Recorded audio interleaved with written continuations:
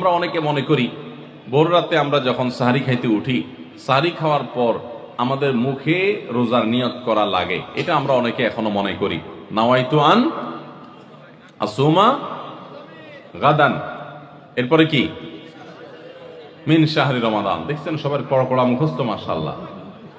কিন্তু যে দোয়ার কোনো ভিত্তি কোরআন হাদিসে কোথাও নাই, ওইটা সবার মুখস্থ। নকলটা সবার মুখস্থ, আসলটার খবর নাই।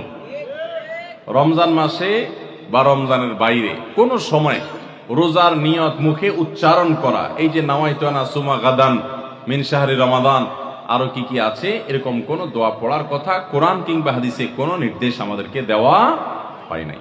নকল জিনিস বোঝার একটা সহজ পদ্ধতি বলি, এই যে দোয়া আছে নাওয়াইতু আন আসুমা গাদান, এই দোয়ার শেষে হাদিসের কিতাবের নাম, বইয়ের নাম, হাদিস নম্বর, কোন রেফারেন্স দেখবেন না। বুঝতে পেরেছেন? এটা হলো মেড ইন জিনজিরা জিনিস আইটেম যেরকম দেখেন না, ওই রকম। তো এই জন্য এটাকে একটা আমরা ছোট ভুল বলতে পারি রমাদান কেন্দ্রিক, যে আমরা মুখে নিয়ত করাকে অনেক আবশ্যক মনে করি।